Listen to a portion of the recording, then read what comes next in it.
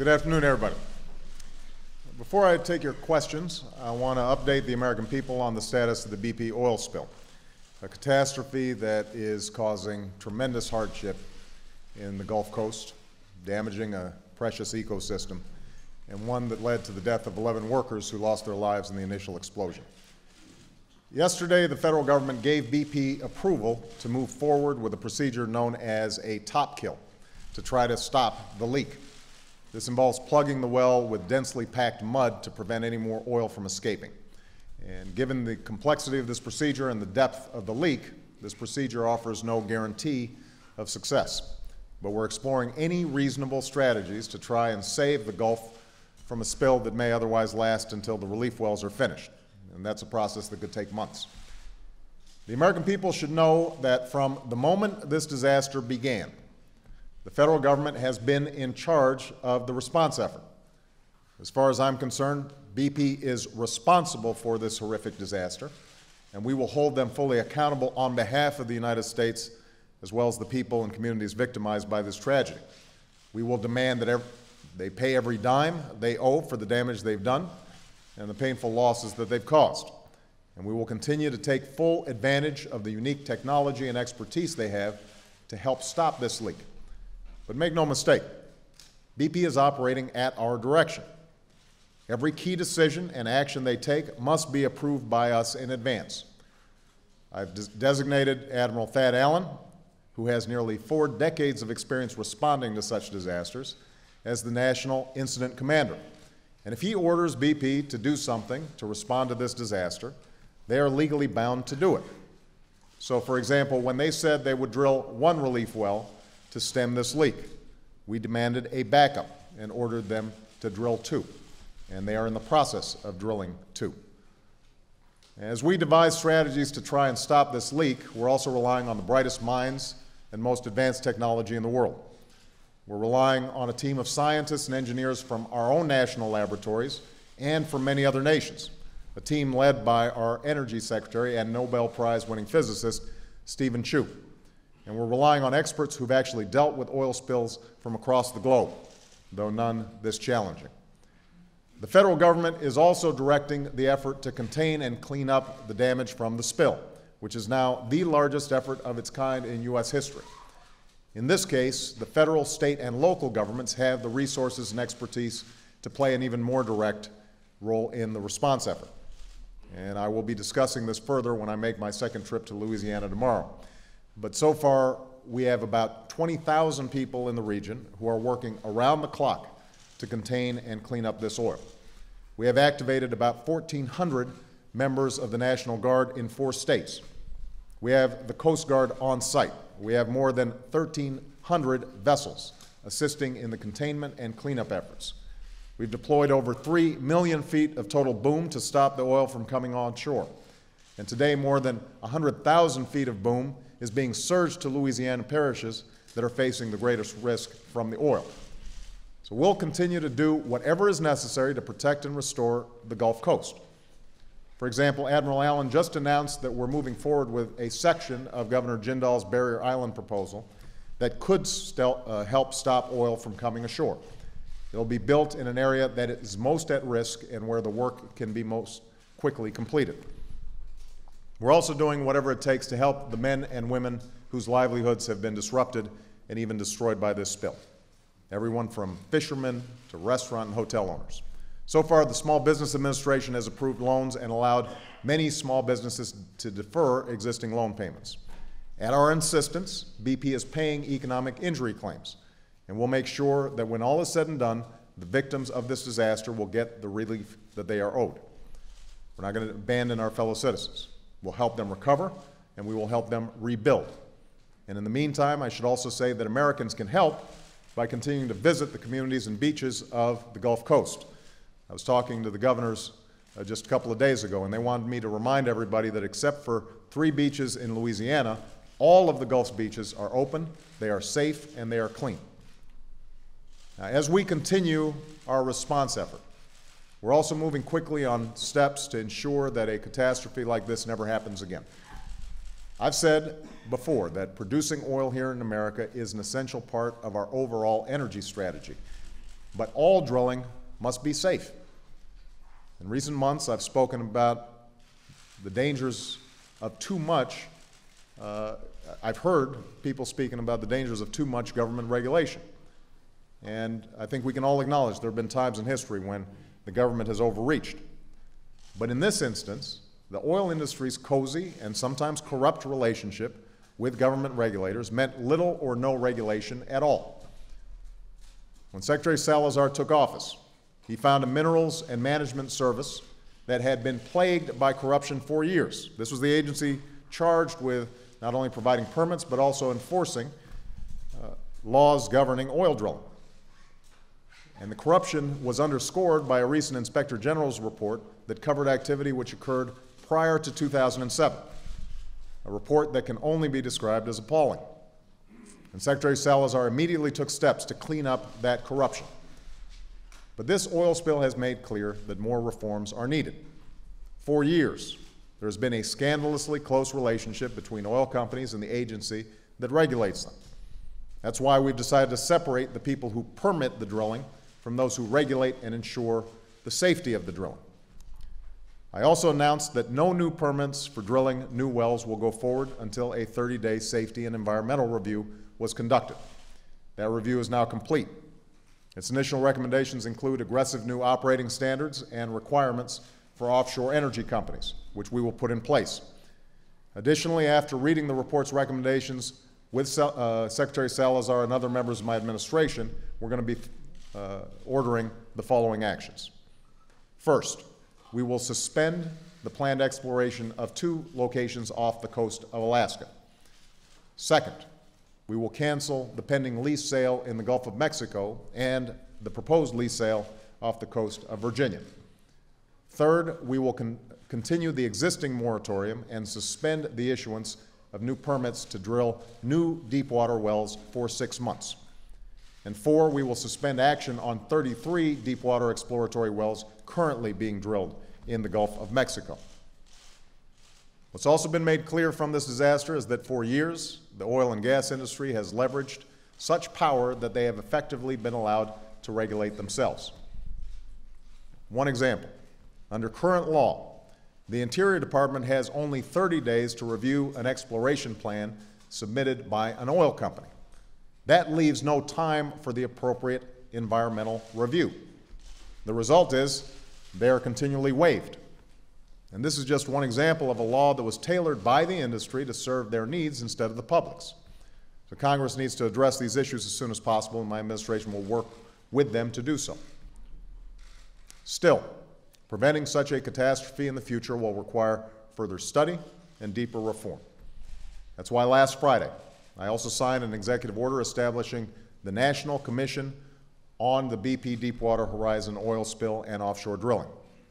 While there are a number of ongoing investigations, including an independent review by the National Academy of Engineering, the purpose of this commission is to consider both the root causes of the disaster and offer options on what safety and environmental precautions are necessary. If the laws on our books are inadequate to prevent such a spill, or if we did not enforce those laws, then I want to know. I want to know what worked and what didn't work in our response to the disaster, and where oversight of the oil and gas industry broke down. Let me make one final point. More than anything else, this economic and environmental tragedy, and it's a tragedy, underscores the urgent need for this nation to develop clean, renewable sources of energy.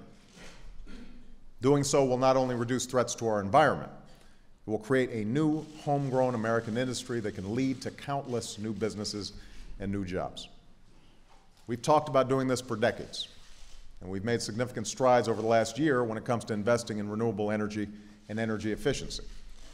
The House of Representatives has already passed a bill that would finally jumpstart a permanent transition to a clean energy economy.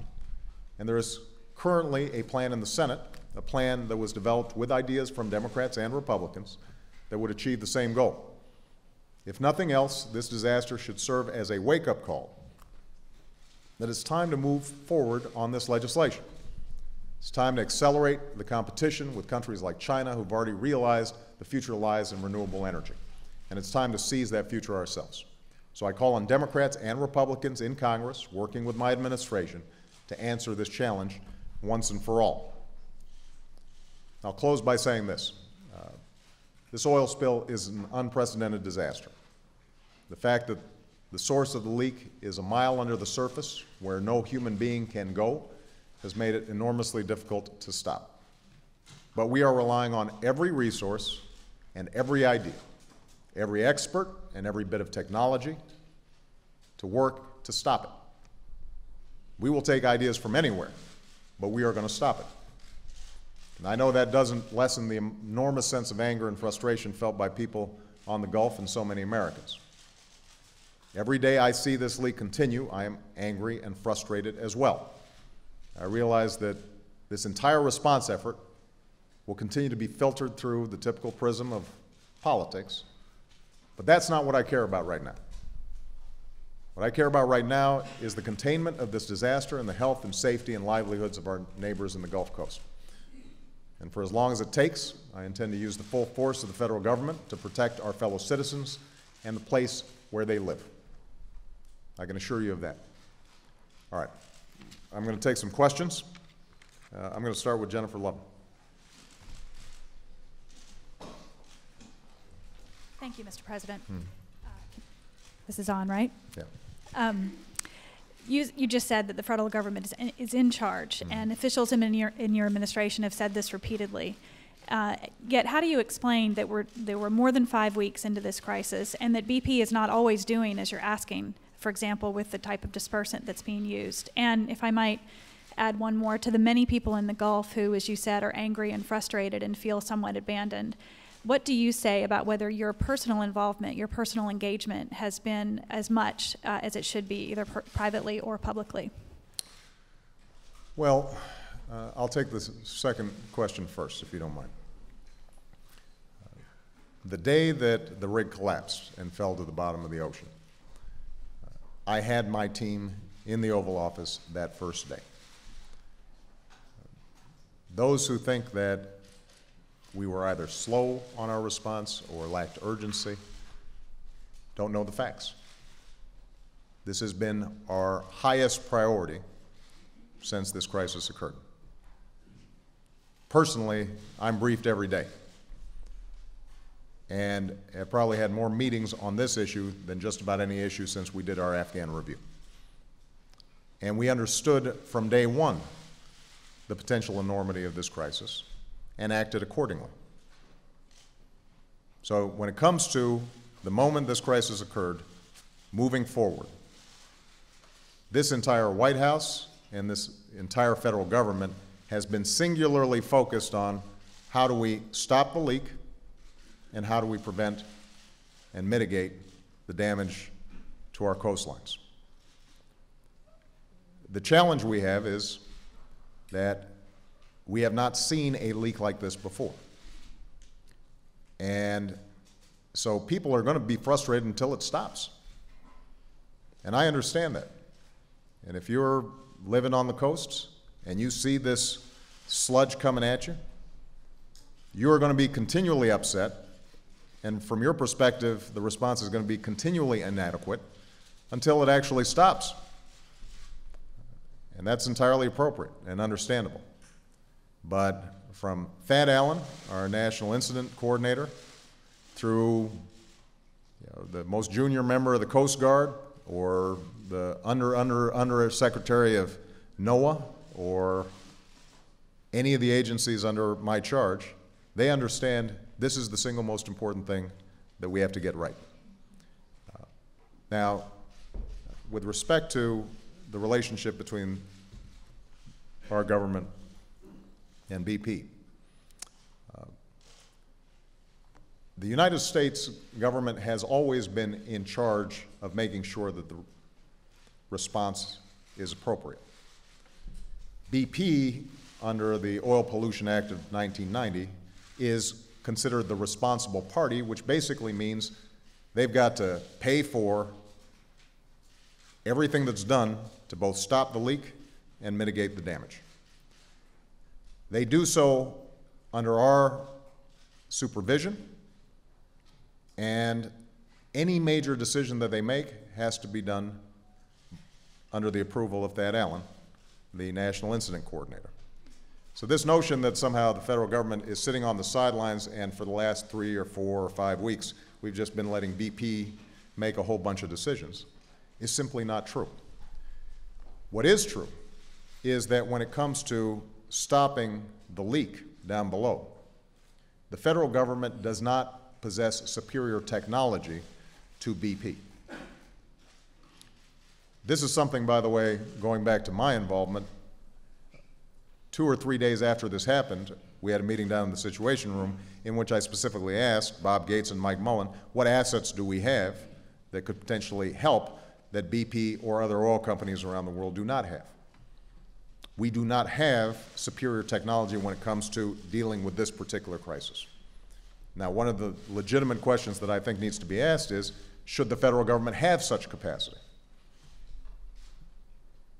And that's part of what the role of the commission is going to be, is to take a look and say, do we make sure that a consortium of oil companies pay for specific technology to deal with this kind of incident when it happens?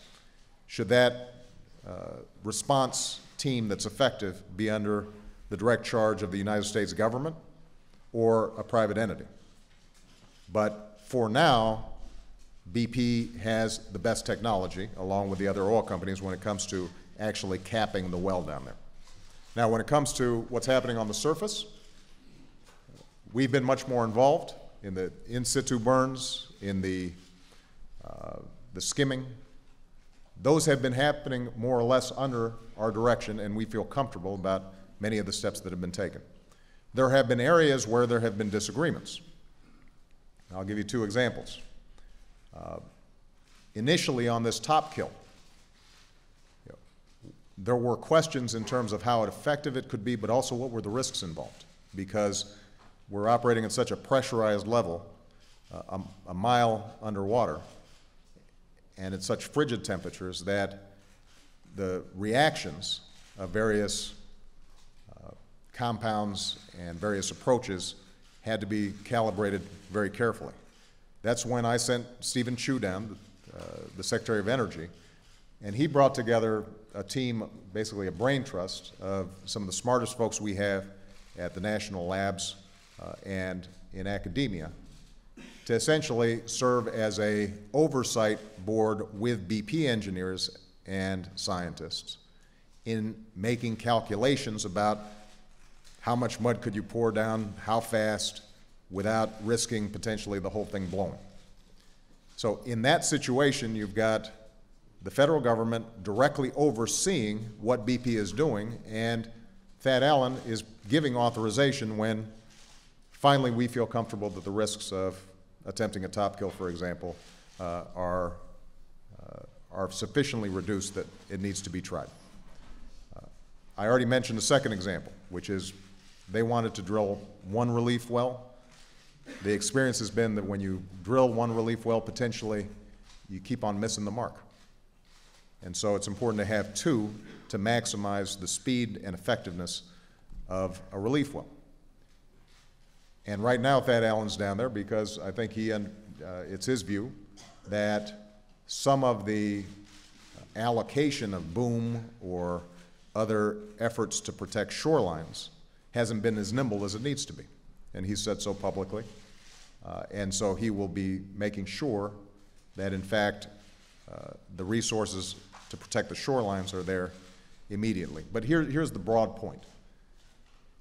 There has never been a point during this crisis in which this administration, up and down the line, in all these agencies, hasn't, number 1, understood this was my top priority, getting this stopped and then mitigating the damage, and number 2, understanding that if BP wasn't doing what our best options were, we were fully empowered to instruct them to tell them to do something different. And so if you take a look at what's transpired over the last 4 to 5 weeks, there may be areas where there have been disagreements, for example, on dispersants, and these are complicated issues. But overall, the decisions that have been made have been reflective of the best science that we've got, the best expert opinion that we have, and have been weighing various risks and various options to allocate our resources in such a way that we can get this fixed as quickly as possible. Okay? Jake Tapper.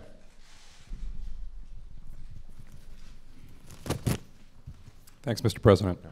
You say that everything that could be done is being done, but there are those in the region and those industry experts who say that's not true. Governor Jindal obviously had this proposal for a barrier. They say that if that had been approved when they first asked for it, they would have 10 miles up already.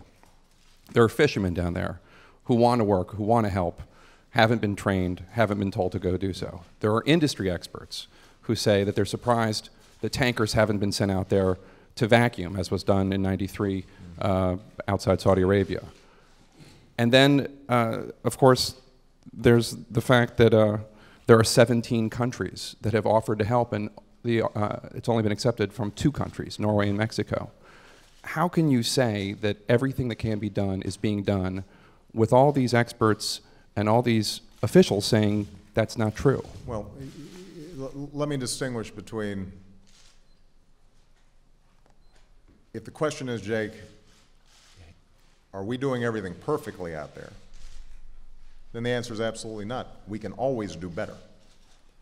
If the question is, are we, each time there is an idea, evaluating it and making a decision, is this the best option that we have right now, based on how quickly we can stop this leak and how much damage can we mitigate? Then the answer is yes. So let's take the example of Governor Jindal's barrier islands idea. When I met with him when I was down there 2 weeks ago, I said, I will make sure that our team immediately reviews this idea, that the Army Corps of Engineers is looking at the feasibility of it, and if they tell me that this is the best approach to dealing with this problem, then we're going to move quickly to execute. If they have a disagreement with Governor Jindal's experts as to whether this would be effective or not, whether it was going to be cost effective given the other things that need to be done, then we'll sit down and try to figure that out. And that essentially what's happened, which is why today you saw an announcement where, from the Army Corps' perspective, there were some areas where this might work, but there's some areas where it would be counterproductive and not a good use of resources. So the point is, on each of these points that you just mentioned, the job of our response team is to say, okay, if 17 countries have offered equipment and help, let's evaluate what they've offered. How fast can it get here? Is it actually going to be redundant, or will it actually add to the overall effort? Because in some cases, more may not actually be better. And decisions have been made based on the best information available that says, here's what we need right now. It may be that a week from now, or 2 weeks from now, or a month from now, the offers from some of those countries might be more effectively utilized.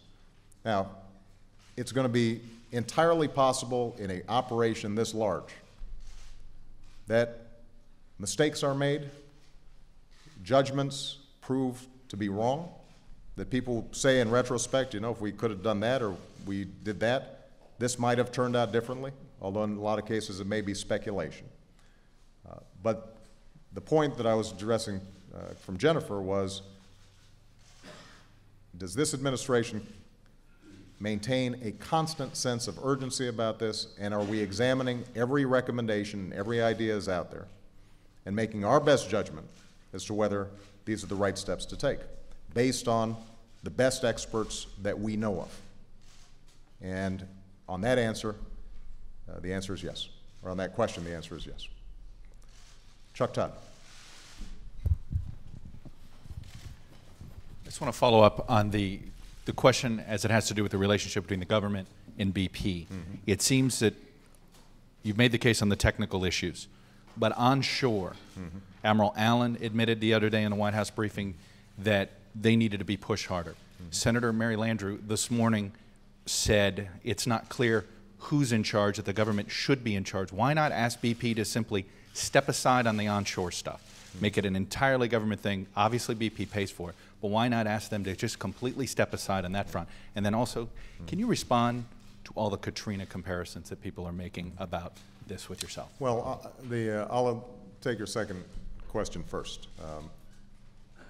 I'll leave it to you guys to make those comparisons and make judgments on it, because what I'm spending my time thinking about is how do we solve the problem. And when the problem is solved and people look back and do an assessment of all the various decisions that were made, I think people can make a historical judgment. And I'm confident that people are going to look back and say that this administration was on top of what was an unprecedented crisis. In terms of shoreline protection, the way this thing has been set up under the Oil Spill Act of 1990, Oil Pollution Act, is that BP has contracts with a whole bunch of contractors on file in the event that there's an oil spill. And as soon as the Deep Horizon well went down, then their job is to activate those and start paying them. So a big chunk of the 20,000 who are already down there are being paid by BP. The Coast Guard's job is to approve and authorize whatever BP is doing. Now, what Admiral Allen said today, and the reason he's down there today, is that if BP's contractors are not moving as nimbly and effectively as they need to be, then it is already the power of the federal government to redirect those resources.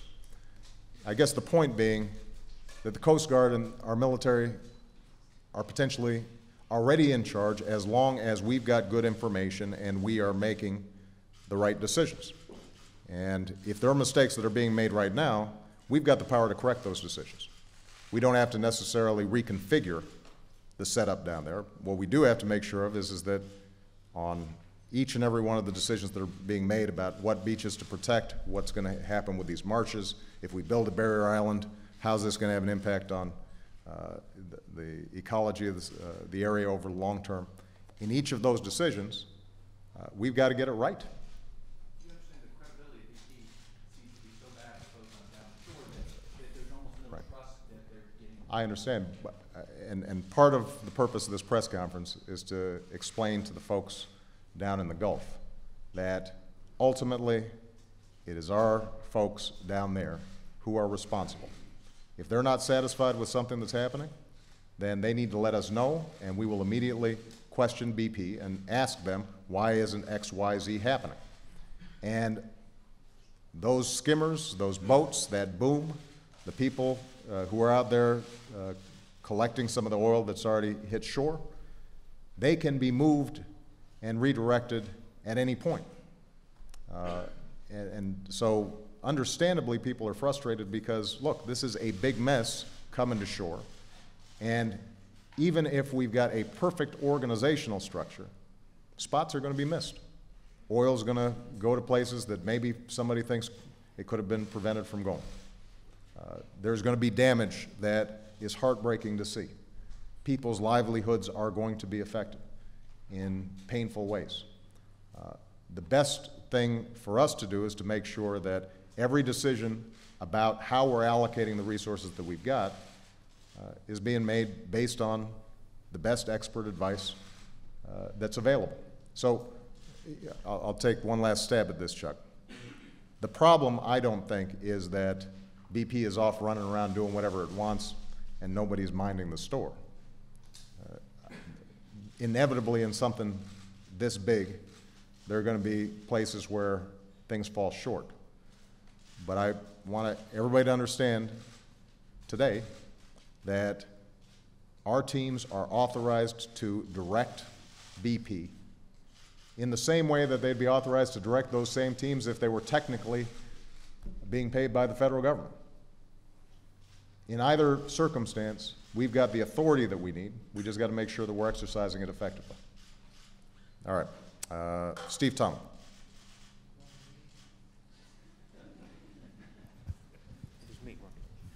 Thank you, sir.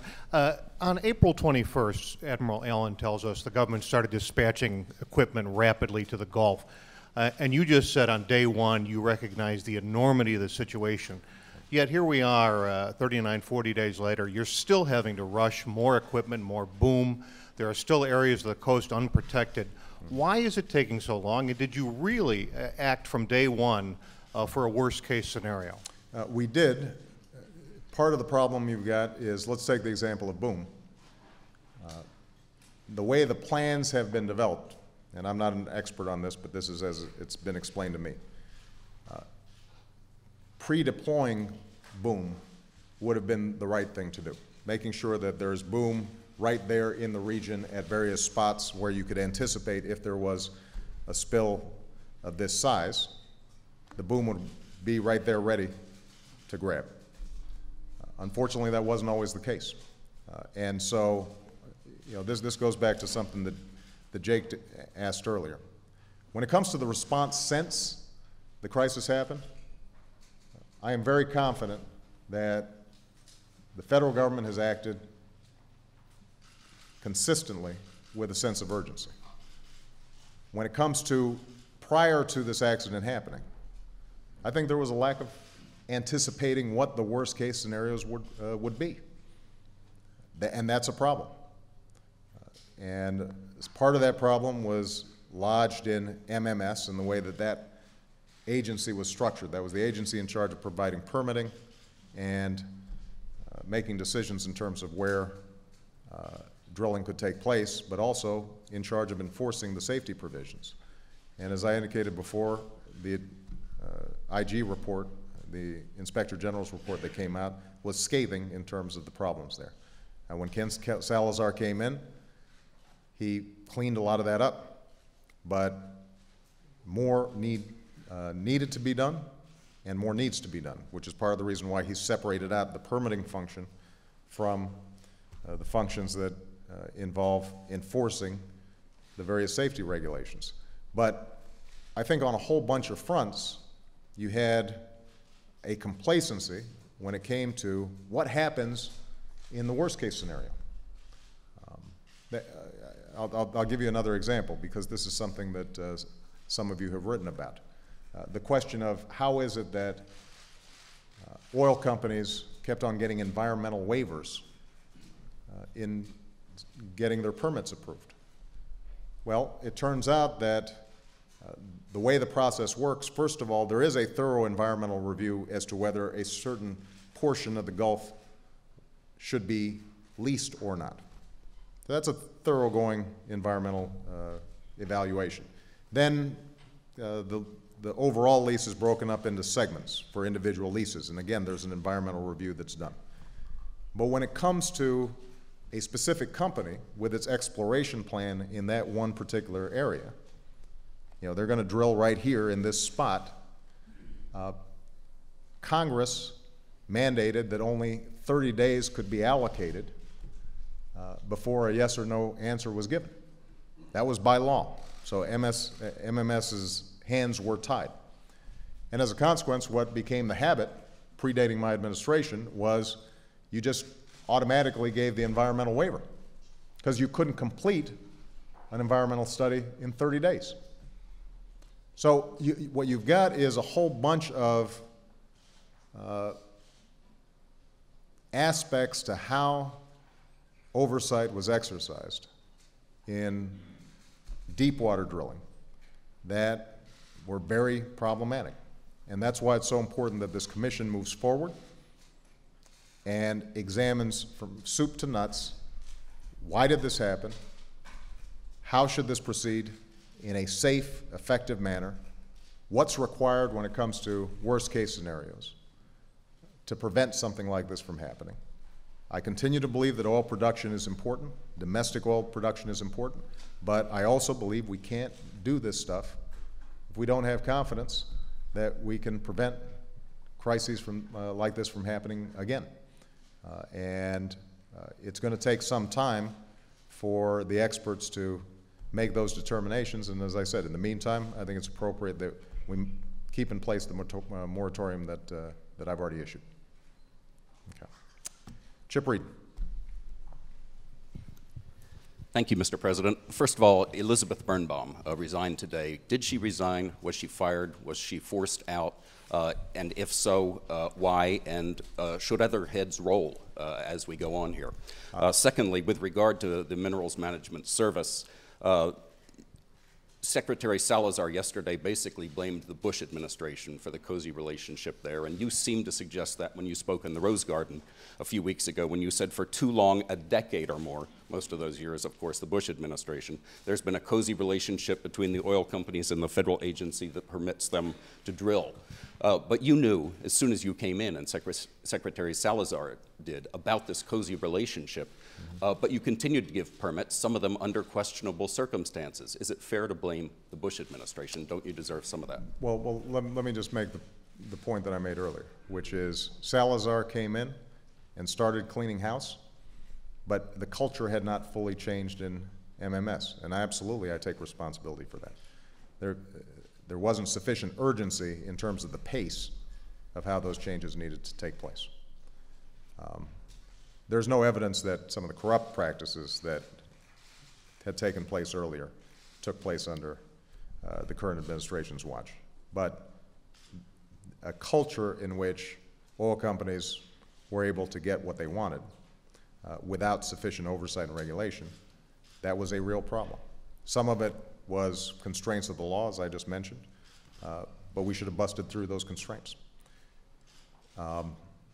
Now, with respect to Ms. Birnbaum, I found out about her resignation today. Ken Salazar has been in testimony throughout the day, so I don't know the circumstances in which this occurred.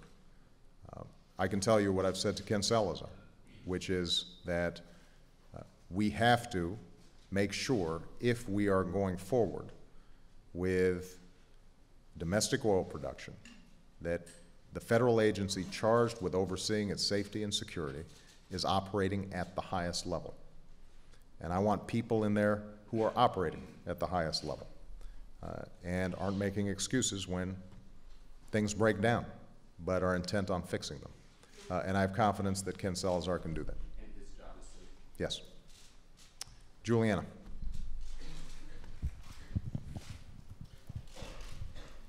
Thank you, Mr. President.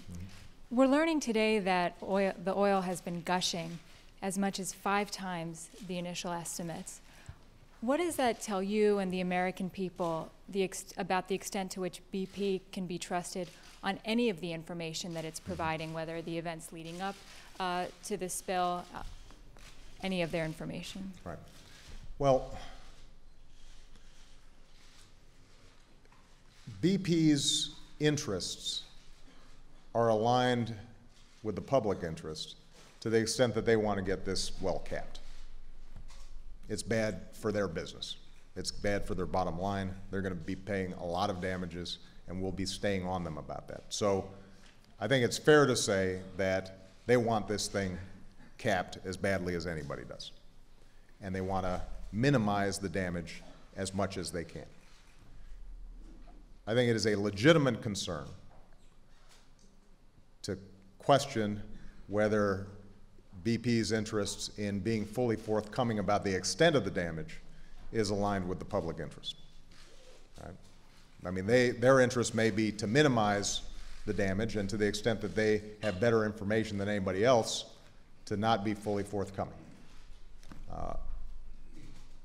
So my attitude is we have to verify whatever it is they say about the damage. This is an area, by the way, where I do think our efforts fell short. And I'm not contradicting my prior point that people were working as hard as they could and doing the best that they could on this front. But I do believe that when the initial estimates came of that it was 5,000 barrels spilling into the ocean per day.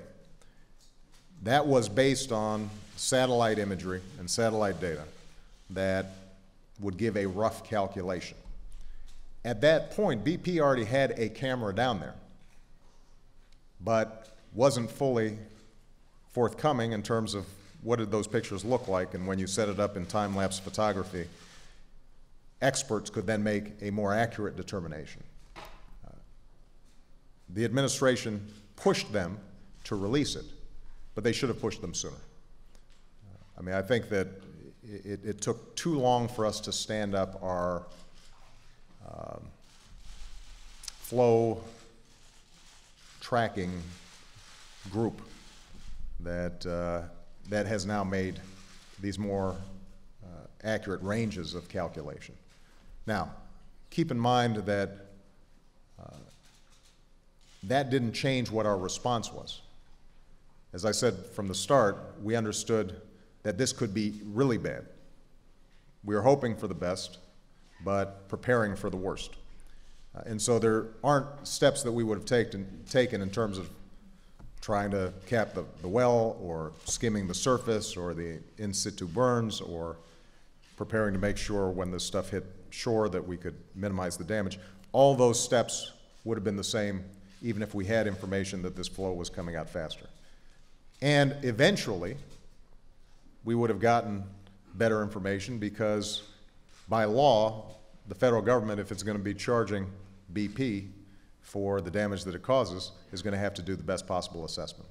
But there was a lag of several weeks that I think shouldn't have happened. Okay. Helen Thomas. President, when are you going to get out of Afghanistan? Why are you continuing to kill and die there? What is the real excuse? And don't give us this Bushism, if we don't go there, they'll all come here. Well, Helen, the reason we originally went to Afghanistan was because that was the base from which attacks were launched that killed 3,000 people.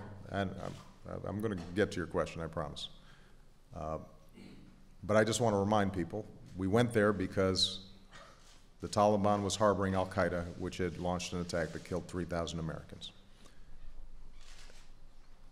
Al-Qaeda escaped capture, and they set up in the border regions between Pakistan and Afghanistan.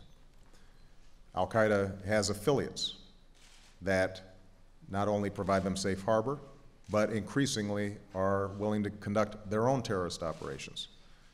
Initially in Afghanistan and in Pakistan, but increasingly directed against Western targets and targets of our allies as well.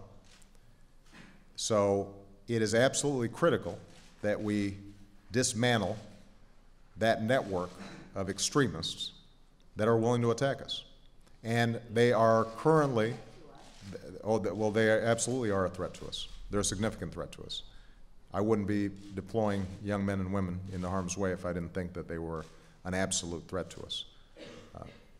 Now, General McChrystal's strategy, which I think is the right one, is that we are going to clear out Taliban strongholds. We are going to strengthen the capacity of the Afghan military, and we are going to get them stood up in a way that allows us then to start drawing down our troops, but continuing to provide support for Afghan in its effort to create a stable government. It is a difficult process. At the same time, we've also got to work with Pakistan so that they are more effective partners in dealing with the extremists that are within their borders. And it is a big, messy process, but we are making progress in part because the young men and women under General McChrystal's supervision, as well as our coalition partners, are making enormous sacrifices, but also on the civilian side, we're starting to make progress in terms of building capacity that will allow us then to draw down with an effective partner. Okay. Jackie Combs, New York Times.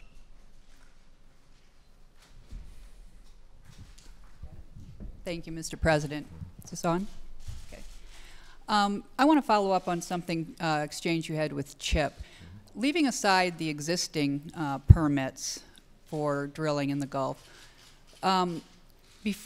weeks before BP, you had called for expanded drilling.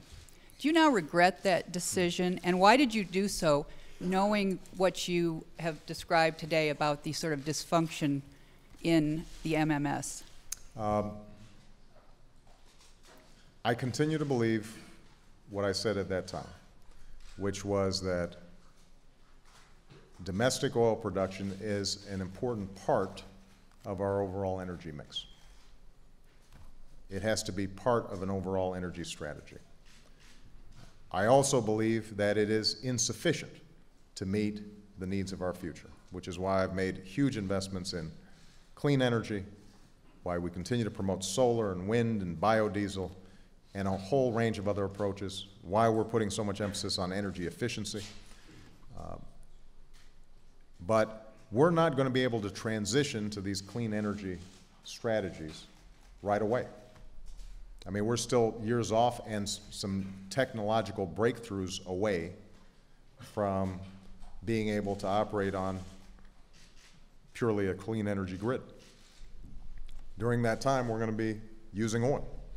And to the extent that we're using oil, it makes sense for us to develop our oil and natural gas resources here in the United States and not simply rely on imports. That's important for our economy. That's important for economic growth.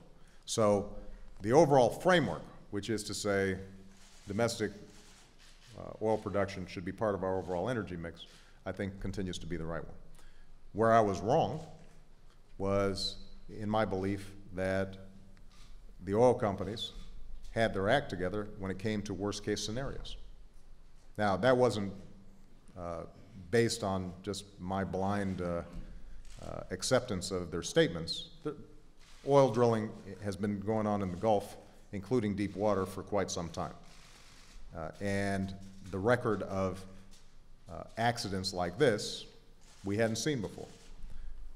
But it just takes one for us to have a wake-up call and recognize that claims that fail-safe procedures were in place, or that blowout preventers would function properly, or that valves would switch on and shut things off, that whether it's because of human error, because of the technology was faulty, because when you're operating at these depths you can't anticipate exactly what happens, those assumptions proved to be incorrect. And so I'm absolutely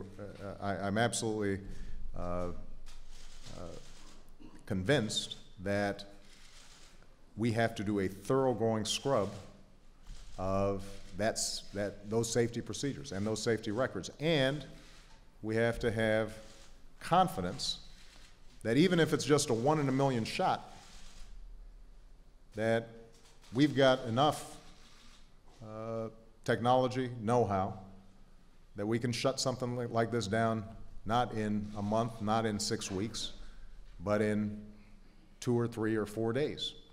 And I don't have that confidence right now. If I can follow up. Sure. Are you sorry now, do you regret that your team had not done the reforms at the Minerals Management Service that you've subsequently called for? And I'm also curious as how it is that you didn't know about Ms. Birnbaum's resignation / firing before. Well, you're assuming it was a firing. If it was a resignation, then she would have submitted a letter to Mr. Salazar this morning at a time when I had a whole bunch of other stuff going on. So you ruled out that she was fired? Come on, Jackie, I don't know. I'm telling you, I found out about it this morning. So I don't yet know the circumstances, and Ken Salazar's been in testimony on the Hill. With respect to your first question, at MMS, Ken Salazar was in the process of making these reforms. But the point that I'm making is that obviously they weren't happening fast enough. If they had been happening fast enough, this might have been caught. Now, it's possible that it might not have been caught. All right? I mean, we could have gone through a whole new process for environmental review. You could have had a bunch of technical folks take a look at BP's plans, and they might have said, this meets industry standards. We haven't had an accident like this in 15 years, and we should go ahead. That's what this commission has to discover is, was this a systemic breakdown? Is this something that could happen once in a million times? Is it something that could happen once in 1,000 times or once every 5,000 times? What exactly are the risks involved? Now, let me make one broader point, though, about energy. the fact that oil companies now have to go a mile underwater and then drill another 3 miles below that in order to hit oil tells us something about the direction of the oil industry. Extraction is more expensive, and it is going to be inherently more risky. And so that's part of the reason you never heard me say, drill, baby, drill. Because we can't drill our way out of the problem.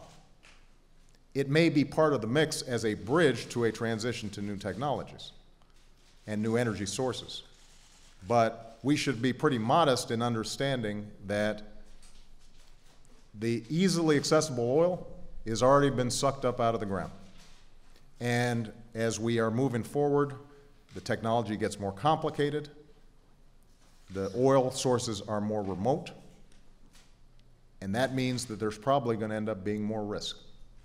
And we as a society are going to have to make some very serious determinations in terms of what risks are we willing to accept.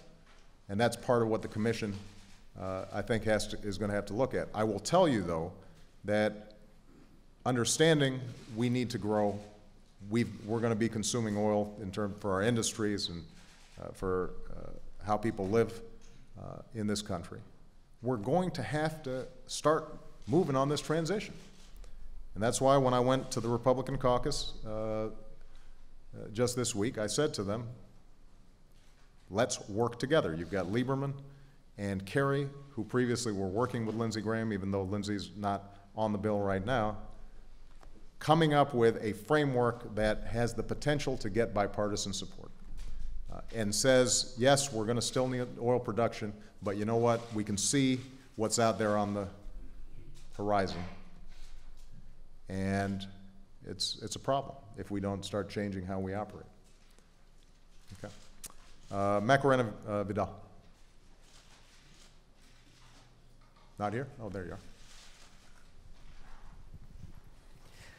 Mr. President, you announced, or the White House announced on 2 days ago that you were going to send 1,200 people to 1,200 members of the National Guard to the border. I wanted to, if you could precise what their target is going to be, what you're planning to achieve with that, if you could clarify a bit more the mission that they're going to have. And also on Arizona, after you having criticized so much the immigration law that has been approved there, would you support the boycott that some organizations are calling towards that state? Okay. I've indicated that I don't approve of the Arizona law. I think it's the wrong approach. I understand the frustrations of the people of Arizona and a lot of folks along the border that border has not been entirely secured in a way that is both true to our traditions as a nation of law and as a nation of immigrants. You know, I'm President of the United States. I don't endorse boycotts or not endorse boycotts. That's something that the private citizens can make a decision about. What my administration is doing is examining very closely this Arizona law and its implications for the civil rights and civil liberties of the people in Arizona, as well as the concern that you start getting a patchwork of 50 different immigration laws around the country in an area that is inherently the job of the federal government. Now, for the federal government to do its job, everybody's got to step up. And so I tried to be as clear as I could this week, and I will repeat it to everybody who's here. We have to have a comprehensive approach to immigration reform. The time to get moving on this is now. And I am prepared to work with both parties and members of Congress to get a bill that does a good job securing our borders, holds employers accountable, makes sure that those who have come here illegally have to pay a fine, pay back taxes, learn English, and get right by the law. We have the opportunity to do that. We've gotten a vote of a supermajority in the Senate just 4 years ago. There's no reason why we shouldn't be able to recreate that bipartisan spirit to get this problem solved. Now, with respect to the National Guardsmen and women, I have authorized up to 1,200 National Guard persons in a plan that was actually shaped last year. So this is not simply in response to the Arizona law. And what we find is that National Guards persons can help on intelligence, dealing with both drug and human trafficking along the borders. They can relieve border guards so that the border guards then can be in charge of law enforcement in those areas. So there are a lot of functions that they can carry out that helps leverage and increase the resources available in this area. By the way, we didn't just send National Guard, we've also got a package of $500 million in additional resources because, for example, if we are doing a better job dealing with trafficking along the border, we've also got to make sure that we've got prosecutors down there who can prosecute those cases. But the key point I want to emphasize to you is that I don't see these issues in isolation. We're not going to solve the problem just solely as a consequence of sending National Guard troops down there.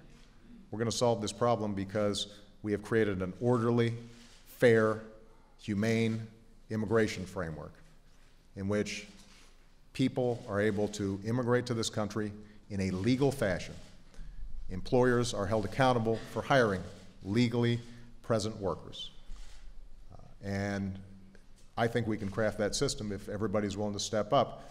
And I told the Republican caucus when I met with them this week, I don't even need you to meet me halfway, meet me a quarter of the way. I'll bring in the majority of Democrats to a smart, sensible, comprehensive immigration reform bill.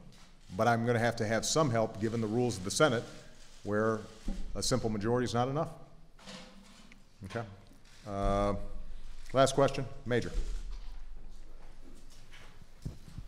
Thank you, Mr. President. Good afternoon. Good afternoon. Two issues. Some in your government have said the federal government's boot is on the neck of BP. Are you comfortable with that imagery, sir? Is your boot on the neck of BP? And can you understand, sir, why some in the Gulf who feel besieged by this oil spill consider that a meaningless, possibly ludicrous metaphor? Secondarily, can you tell the American public, sir, what your White House did or did not offer Congressman Sestak to not enter the Democratic senatorial primary? And how will you meet your levels of expressed transparency and ethics to convey that answer to satisfy what appear to be bipartisan calls for greater disclosure about that matter? There will be an official response shortly on the Sestak issue, which I hope will answer your questions. You will get it from my administration. So, and it will be coming out, when I say shortly, I mean shortly. I don't mean weeks or months. With respect to the first, I can assure the public that nothing improper took place. But as I said, there will be a response shortly on that issue. With respect to the metaphor that was used, I think Ken Salazar would probably be the first one to admit that he has been frustrated, angry, and occasionally emotional about this issue, like a lot of people have. There are a lot of folks out there who see what's happening and are angry at BP, are frustrated that it hasn't stopped. And so, I'll let Ken answer for himself. I would say that we don't need to use language like that. What we need is actions that make sure that BP is being held accountable. And that's what I intend to do, and I think that's what Ken Salazar intends to do. But look, we've gone through a difficult year and a half. This is just one more bit of difficulty. This is going to be hard, not just right now. It's going to be hard for months to come. The Gulf, this spill, the Gulf is going to be affected in a bad way. And so my job right now is just to make sure that everybody in the Gulf understands this is what I wake up to in the morning, and this is what I go to bed at night thinking about. The spill. And it's not just me, by the way. You know, when I woke up this morning and I'm shaving, and Malia knocks on my bathroom door and she peeks in her head and she says, did you plug the hole yet, Daddy? Because I think everybody understands that you know, when we are fouling the earth like this, it has concrete implications not just for this generation, but for future generations. I grew up in Hawaii, where the ocean is sacred. And when you see birds flying around with oil all over their feathers and turtles dying, and you know, that doesn't just speak to the immediate economic consequences of this. This speaks to, you know, how are we caring for this incredible bounty that we have? And so, you know, sometimes when I hear folks down in Louisiana expressing frustrations, I may not always think that their comments are fair. On the other end, I probably think to myself, you know, these are folks who grew up, you know, fishing in these wetlands and you know, seeing this as an integral part of who they are. And to see that messed up in this fashion would be infuriating. So the thing that the American people need to understand is that not a day goes by where the federal government is not constantly thinking about how do we make sure that we minimize the damage on this, we close this thing down, we review what happened to make sure that it does not happen again. And in that sense, you know, there are analogies to what's been happening in terms of, you know, in the financial markets and some of these other areas where big crises happen. It forces us to do some soul searching. And I think that's important for all of us to do. In the meantime, my job is to get this fixed. And in case anybody wonders, in any of your reporting, in case you're wondering who's responsible, I take responsibility. It is my job to make sure that everything is done to shut this down. That doesn't mean it's going to be easy. It doesn't mean it's going to happen right away or the way I'd like it to happen.